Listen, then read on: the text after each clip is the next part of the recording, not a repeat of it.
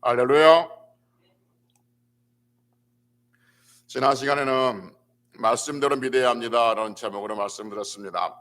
다윗이 1차로 법궤를 옮길 때 우사의 죽음은 다윗이 정성이 없어서가 아니라 하나님 말씀대로 하지 않았기 때문이다라는 말씀드렸습니다. 그래서 우리의 성도의 모든 삶의 기준은, 예배를 포함하는 모든 생각과 삶의 기준은 언제나 말씀이다라고 말씀드렸습니다. 그래서 우리가 하나님을 섬기는데, 하나님을 섬기는 방법은 우리가 보기에 좋을 대로가 아니라 하나님의 말씀대로 섬겨야 한다라고 말씀드렸습니다. 오늘은 실로암이신 예수님이라는 제목으로 말씀을 드립니다. 성경을 모르는 사람도 실로암이라는 말을 들어봤을 겁니다. 아마 군대 갔다 온 사람들은 논산훈련소에서 실로암 그 노래 찬양도 들어봤을 겁니다. 우리도 실로암에 대해서 잘 압니다. 실로암은 예루살렘에 있는 작은 연못이잖아요. 근데 오늘 성경 본문에 보니까 예수님께서 태어날 때부터 맹인된 사람을 고쳐주는 말씀인데, 이 태어날 때부터 맹인된 사람을 고쳐주시는 것과 실로암과 예수님이 어떤 관계가 있는가 한번 살펴보고 은혜를 나누려고 합니다. 오늘 본문은 잘 아는 본문이지만 다시 한번 살펴보면, 예수님께서 길 가실 때 태어날 때부터 맹인된 사람을 보십니다. 그 맹인이 길가에 앉아 있었던 거죠. 맹인이 길가에 앉아 있었으니까 보통 상식적으로 생각하기는 구걸하기 위해서 앉아 있지 않았을까라는 짐작을 할 수 있죠. 그런데 길가에 가시다가 예수님께서 이 맹인을 보십니다. 여러분, 이 부분을 딱 동영상이라고 생각하고, 예수님께서 길을 가시는 동영상이라고 생각하고, 그리고 예수님께서 길가에 앉아있는 맹인을 보시는 그 장면에서 딱 스톱 시켜놓읍시다. 스톱 시켜놓고 고정시켜놓고 한번 보십시다. 예수님께서 맹인을 보시는 이 장면은 정말 극적인 장면이고, 예수님께서 맹인을 보고 있는 이 모습은 정말 놀랍고 웅장하고 신비한 모습이기도 합니다. 왜냐하면 겉으로 보기에는 예수님께서 맹인을 보고 계신 것처럼 단순한 장면이지만, 이걸 영적으로 들여다보면 무엇을 보고 있냐면 빛이 어둠을 보고 있는 장면입니다. 오늘 본문 요한복음 9장 5절에서 예수님께서 뭐라 하냐면, 나는 세상의 빛이라 이렇게 말씀하셨거든요. 세상의 빛으로 오신 예수님께서 앞을 보지 못한 맹인을 보고 있습니다. 맹인은 어둠을 상징하고 있는 거죠. 그러니까 예수님께서 맹인을 보고 계신 이 장면은 단순히 예수님의 맹인을 보고 있는 그 장면이 아니라, 세상의 빛으로 오신 그 빛이 어둠을 보고 있는 그 장면을 지금 우리에게 보여주고 있는 것이죠. 예수님께서 길가에 앉아있는 맹인을 보니까 덩달아 제자들도 그 맹인을 봤지 않겠습니까? 그러니까 예수님께서 맹인을 보니까 제자들도 맹인에 대한 관심이 없었는데, 예수님께서 맹인을 보니까 제자들도 그 맹인을 봐요. 그러면서 제자들이 2절에서 하는 말이 뭐냐면, 2절에서 이렇게 예수님께 묻습니다. 제자들이 물어 이르되, 라삐여, 이 사람이 맹인으로 난 것이 누구의 죄로 인함이니까? 자기니까 그의 부모니까? 라고 묻습니다. 제자들이 이 질문, 즉 이 사람이 맹인으로 태어난 것이 자신의 죄 때문에 맹인으로 태어난 겁니까? 아니면 그 부모가 무슨 죄를 지었기 때문에 이 사람이 맹인으로 태어났습니까? 라고 묻는 것은 당시 사람들이 가지고 있는 인식 때문이었죠. 그래서 뭐 죄가 있으면 그 아이가 장애인으로 태어난다라는 그 인식 때문에 묻는 겁니다. 그래서 제자들이 이 질문, 이 사람이 맹인으로 태어난 것이 자신의 죄입니까? 뱃속에서 엄마 뱃속에서 그 애가 엄마 뱃속에서 죄를 지었기 때문에 맹인으로 태어나는 겁니까? 아니면 그 부모가 뭘 잘못해서 죄로 맹인으로 태어납니까? 라고 묻는 그 질문에 예수님께서 대답이 좀 엉뚱한 대답같이 이렇게 대답하십니다. 3절입니다. 3절 같이 읽습니다. 예수께서 시작. 그 부모의 죄로 인한 것이 아니라 그에게서 하나님이 하시는 일을 나타내고자 하심이라. 이런 맹인을 두고 제자들은 이 맹인에서 뭘 찾고 있냐면 죄를 찾고 있는 거죠. 누구의 죄냐라는 죄를 찾고 있습니다. 자신의 죄인가 부모의 죄인가 죄를 찾고 있죠. 그런데 예수님이 이 맹인에게서 무슨 말씀하시냐면 이가 맹인이 된 것은 하나님이 하시는 일을 나타내려고 한 것이다 이렇게 말합니다. 그러니까 제자들이 묻는 것은 이해할 수 있을 것 같아요. 이 사람의 죄가 이 사람이 맹인으로 태어난 것이 자신의 죄 때문입니까 부모의 죄 때문입니까? 라고 묻는 것을 이해는 할 수 있어요. 왜냐하면 그 시대에 관심이 있으니까 그 시대에 어떤 잘못된 인식이었으니까 그 시대 인식으로 묻고 있구나라고 이해를 할 수 있겠지만 예수님께서 말하시는 거 이 사람이 맹인으로 태어나는 것은 하나님이 하나님의 일을 하시려고 나타내시려고 맹인으로 태어나게 하셨다 이렇게 대답하신 거예요.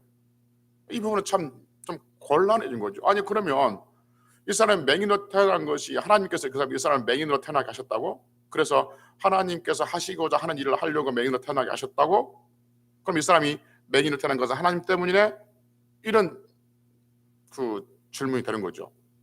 성경은 그렇다 그렇게 하는 거죠. 그렇다. 이 사람이 맹인으로 태어난 것은 하나님이 하나님의 일을 하시려고 맹인으로 태어나게 하셨다라고 묻는 거죠. 대답하시는 거죠. 조심스럽게 뭐냐면 모든 맹인들이 날 때부터 태어난 맹인들이 다 하나님께서 하신 일은 아닙니다. 특별히 이 상황 지금 본문에 있는 이 맹인만 하나님께서 하나님 일을 하시려고 맹인으로 태어나게 하셨다는 것이죠. 그러니까 특수적인 상황을 보편적으로 상황으로 설명해서는 안 되는 것이죠. 그래서 이 특수적인 상황 하나님께서 맹인을 태어나게 하시는 것은 하나님 일을 하게 하시려고 지금 하나님께서 맹인을 태어나게 하셨다라고 말합니다.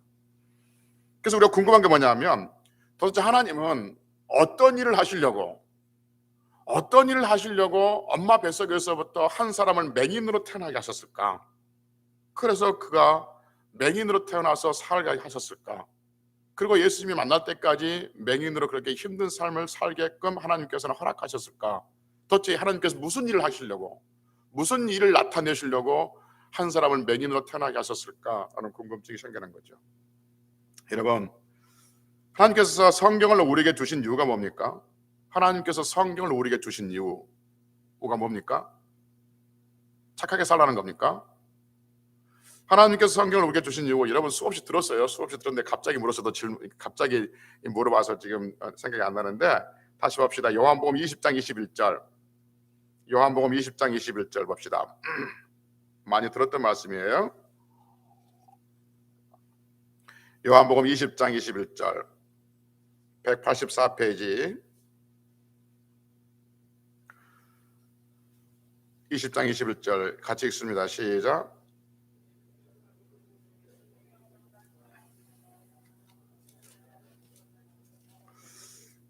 잠깐만요. 아닌 것 같아요. 지금 20장 31절 오직 시작. 오직 이것을 기록하면 너희로 예수께서 하나님의 아들 그리스도였음을 믿게 하려 하며 또 너희로 믿고 그 이름을 힘입어 생명을 얻게 하려 함이니라. 아멘. 그러니까 성경을 우리에게 주신 이유가 뭐냐면 하나님께서 예수 그리스도를 믿게 하시고 그 믿음으로 말미암아서 우리에게 생명을 얻게 하시려고 성경을 우리에게 주신 것이다 라고 말씀하고 있습니다. 사랑하는 성도 여러분께서 하나님께서 맹인을 통해서 하나님의 일을 나타내고자 하는 궁극적인 목적이 뭐냐면 예수님이 누구신가를 나타내시고자 하기 위해서 하나님은 한 사람을 엄마 뱃속에서부터 맹인으로 만드셔서 이 땅에 보내셨다라고 성경 우리에게 말씀하고 있는 것이죠. 예수님이 누구신가를 우리에게 보여주기 위해서 설명하기 위해서 하나님은 한 사람의 맹인을 우리에게 지금 사용하고 있다 하는 것이죠.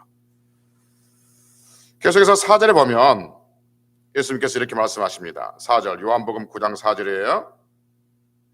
내가 시작. 밤이 오리니 그때는 아무도 일할 수 없느니라. 요한복음 9장 4절 때가 아직 낮음에 나를 보내신 이의 일을 우리가 하여하리라. 밤이 오리니 그때는 아무도 일할 수 없느니라. 여기서 낮과 밤이 나오잖아요.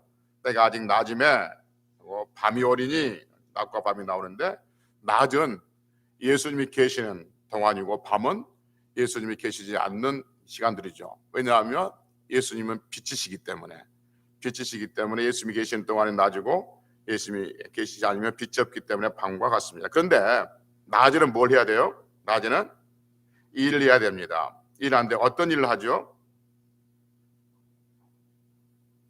때가 아직 낮음에 누구의 일? 나를 보내신 이의 일. 때가 아직 낮으니까 나를 보내신 이의 일을 해야 되는데 4절에서 나를 보내신 이라 할 때 말씀이 있습니다. 그럼 나는 누구일까요? 나가 하나님일까요? 예수님일까요? 예수님. 보내신 분은요? 하나님. 그러니까 예수님은 하나님께로부터 어떤 분이에요? 보내심을 받은 분이죠. 그렇죠? 근데 여러분 특별히 요한복음 보면 다른 성경도 마찬가지지만 특별히 요한복음에서 보면 성경 예수님을 뭐라고 우리가 설명하냐면 하나님께서 보내신 분으로 계속해서 우리에게 설명하고 있습니다. 한번 봅시다. 요한복음 몇 군데만 찾아봅시다. 요한복음 3장 17절 봅시다. 요한복음 3장 17절. 계속 요한복음만 있으니까 좀 몇 개 찾아봅시다. 요한복음 3장 17절. 같이 읽습니다. 하나님의 시작. 하나님이 그 아들을 세상에 보내신 것은 세상을 심판하라 하시 아니요 그로 말미암아 세상이 구원을 받게 하라. 하나님이 예수님을 아들 세상에 보내셨다 말하고 요한복음 6장 39절. 요한복음 6장 39절.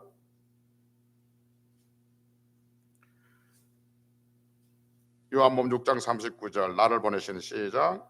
나를 보내신 이의 뜻은 내게 주신 자 중에 내가 하나도 잃어버리지 아니하고 마지막 날에 다시 살리는 이것이니라. 하나님께서 예수님을 보내셨다고 말씀하고 있고 요한복음 7장 16절.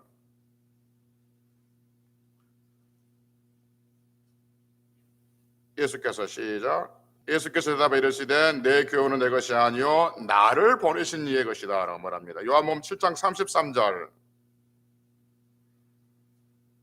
같이 읽습니다. 예수께서 시작. 예수께서 이르시되 내가 너희와 함께 조금 있다가 나를 보내신 얘기로 돌아가노라.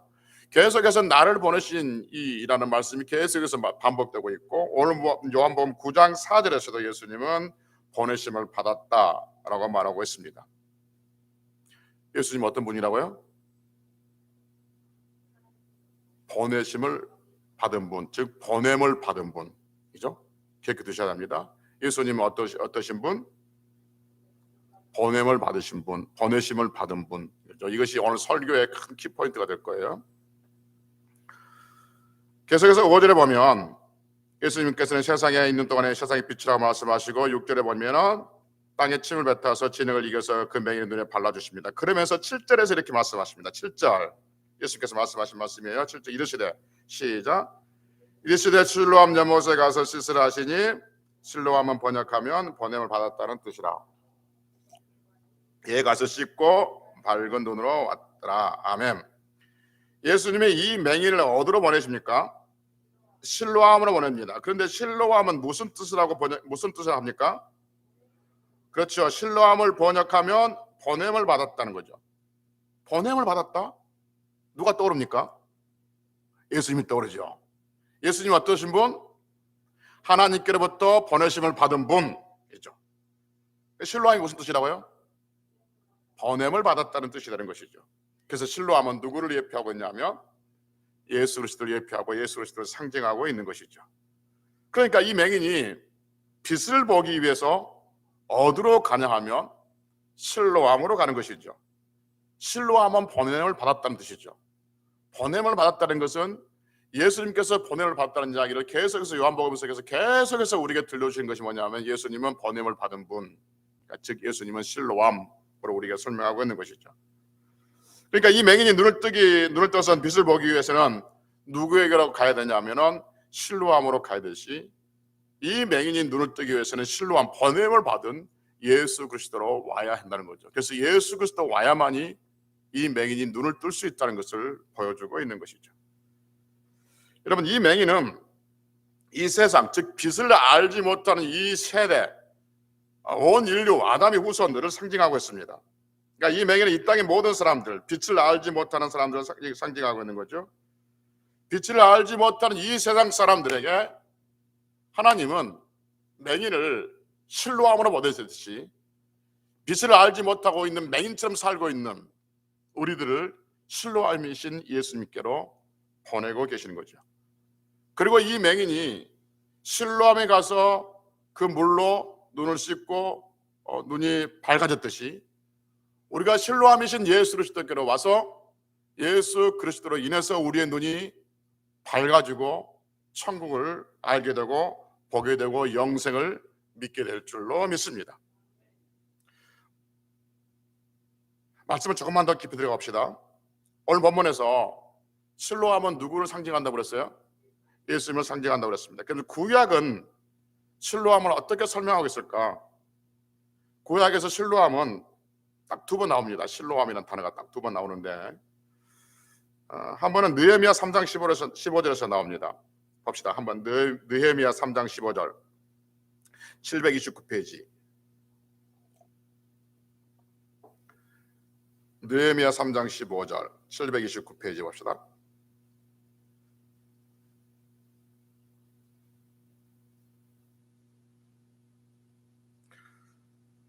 제가 한번 읽어보겠습니다. 펴놓고 눈으로 따라와 보십시오. 샘문은 느헤미야 지금 3장 15절은 느헤미야가 성벽을 다시 일으키는 다시 이제 재건하는 그런 말씀인데, 샘문은 미스바 지방을 다스리는 고로세의 아들 살룬이 중수와의 문을 세우고 덮었으며 문짝을 달고 자물쇠와 빗장을 갖추고 또 왕의 동산 근처 무슨 목가? 셀라 목가의 성벽을 준수하는 거예요. 셀라라는 말이 실로암이란 말입니다. 근데 우리 성경은 셀라라 번역해놨어요. 그냥 실로암으로 번역하면 정확하게 실로아예요. 실로아인데 그냥 우리는 그냥 셀라 이렇게 번역해놨어요.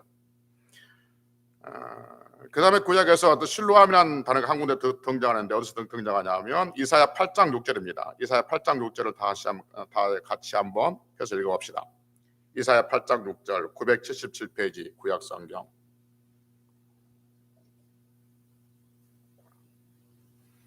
이사야 8장 6절 977페이지 같이 읽습니다. 시작. 이 백성이 천천히 흐리는 실로아 물을 버리고 르신과 느말라의 아들 기뻐하느니라. 예. 천천히 흐르는 실로아 물, 이 실로아가 실로암입니다. 그러니까 지금 8장에서 하나님은 하나님을 떠나서 우상을 숭배하는 이스라엘 백성들을 책망하는 말씀인데 8장 6절을 다시 보면 이 백성은 누구를 말할까요? 이스라엘 백성들을 말합니다. 이 백성들이 무엇을 버렸습니까? 천천히 흐르는 실로아 물을 버렸습니다. 실로암 물을 버렸습니다. 그러니까 천천히는 실로아 물, 그 실로아를 말하고 있는데 여기서 천천히는 실로아는 누구를 말할까요? 예수님을 말할까요? 하나님을 말할까요? 구약에 무슨 예수님이 나와요? 제 질문은 쉽다니까요. 제 질문은 어려운 게 아니라니까요. 딱 물으면 금방 답이 나올 질문이지 고민할 질문은 아니라니까요. 여러분, 다시 봐요. 이 백성이 천천히 흐르는 실로아 물을 버리고 르신과 느마의 아들 기뻐하느니라. 르신과 느마의 누구냐면 이사야 7장 1절에 보니까 아람 왕들 말해요. 아람 왕, 세상 왕들 말해요. 그러면 이 백성이 버리고 취한 것인데 뭘 버리냐면 천천히 흐르는 실로아 물을 버리고 아람 왕들을 기뻐했다는 거죠. 그러면 천천히 흐르는 실로아 물은 누구를 상징할까? 누구를 말할까요? 하나님을 말하죠. 그건 뭘 어려운 거 아니지 않습니까? 천천히 흐르는 물은 하나님, 천천히 흐르는 실로아 물은 하나님을 지금 의미하고 있는 것이죠. 그러니까 이스라엘 백성들은 실로암 물로, 천천히 흐르는 실로암 물로 상징되는 하나님을 버려버리고 그들이 아람 왕, 이사야 7장 1절에서 말하고는 르신과 느마야로 상징되는 그 아람 왕을 기뻐했다라고 지금 말씀하고 있습니다. 그러니까 이렇게 정리합시다. 구약에서 실로암은 누구를 상징합니까? 신약에서 실로암은 누구를 상징합니까? 그러면 하나님과 예수님은 어떤 분이다? 같은 분이다. 같은 실로암으로서 하나님, 한번 구약에서는 하나님으로 설명하고 신약에서는 예수님을 설명함으로써 지금 너희들 앞에 있는 이 맹인의 눈을 떼어주고 있는 그분은 누구다? 하나님인데 어떤 하나님이다? 아니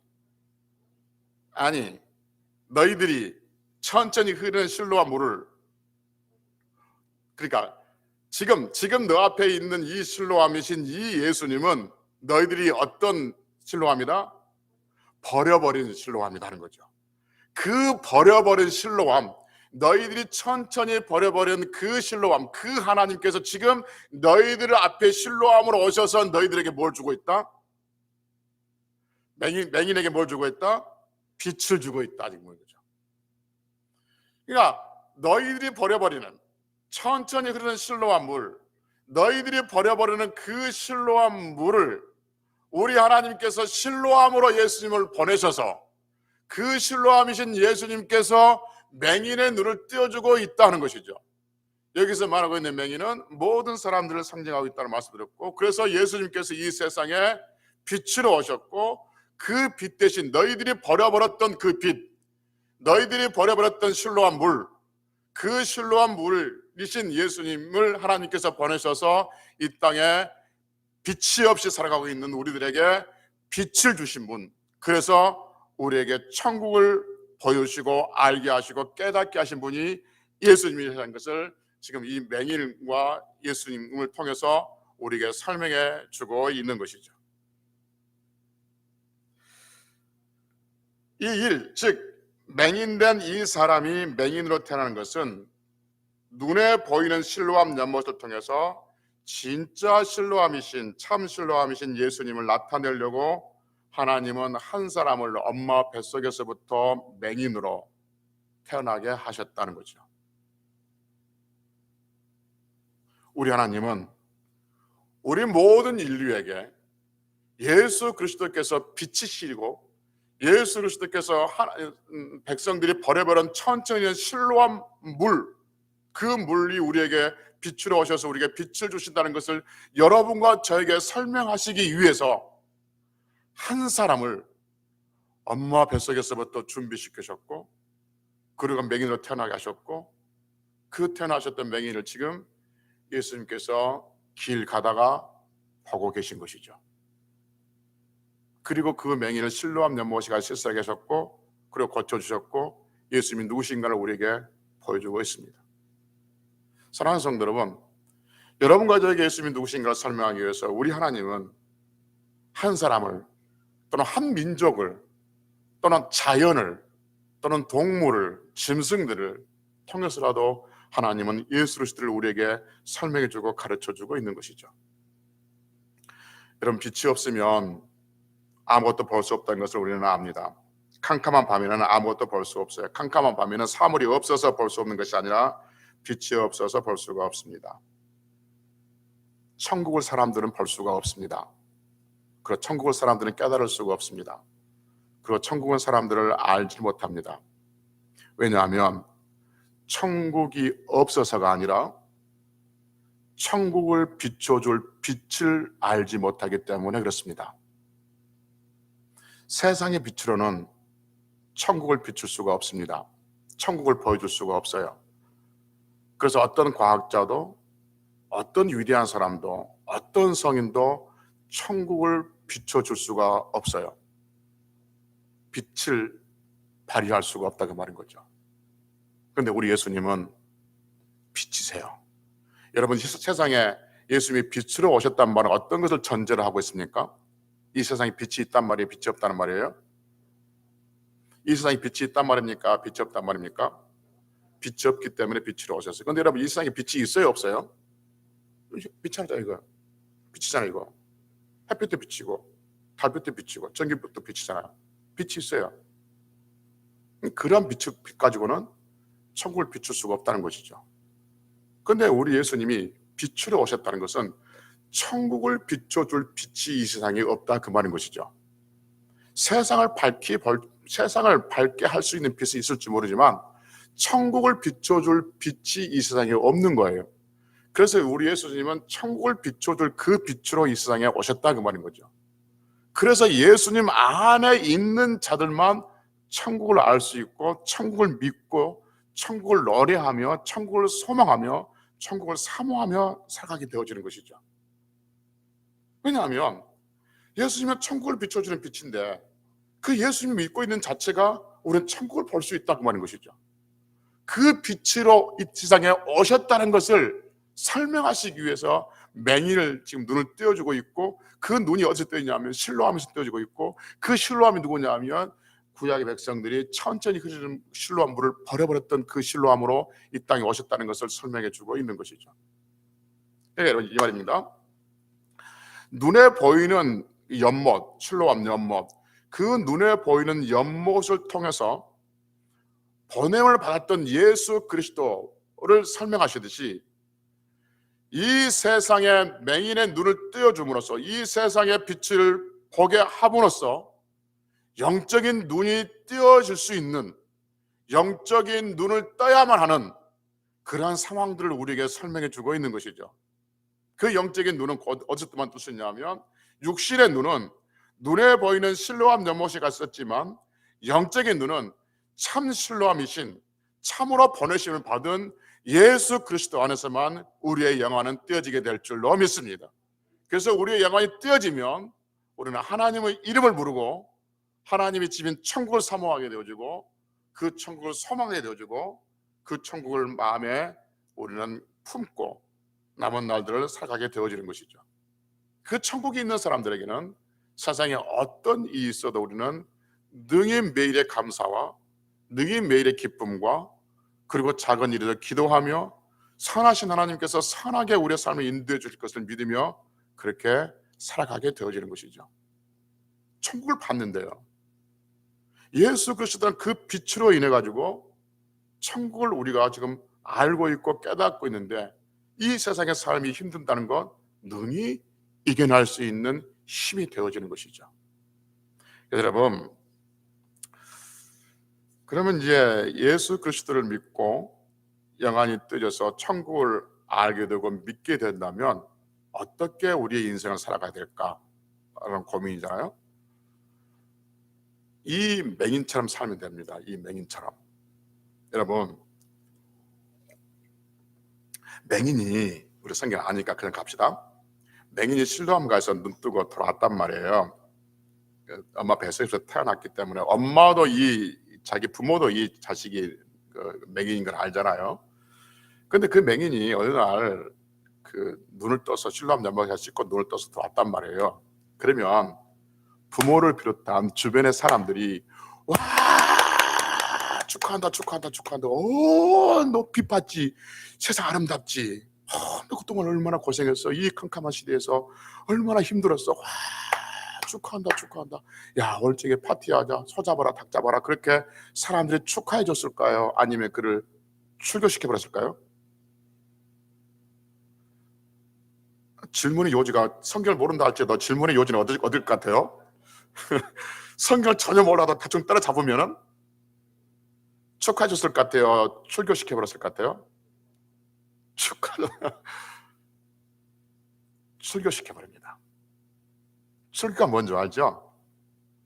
그 사이에서 쫓아내는 거예요. 출교는 그 사이에서 쫓아낸다는 것은 어떤 의미냐면, 그 사람은 사람으로 취급하지 않는 거예요. 그래서 그 사람을 죽여도 때려도 누구 하나 그 사람 편들 수가 없어요. 그 사람 누가 죽여도 죄가 안 되는, 그 사람에게 무슨 해코지를 해도 죄가 되지 않아요.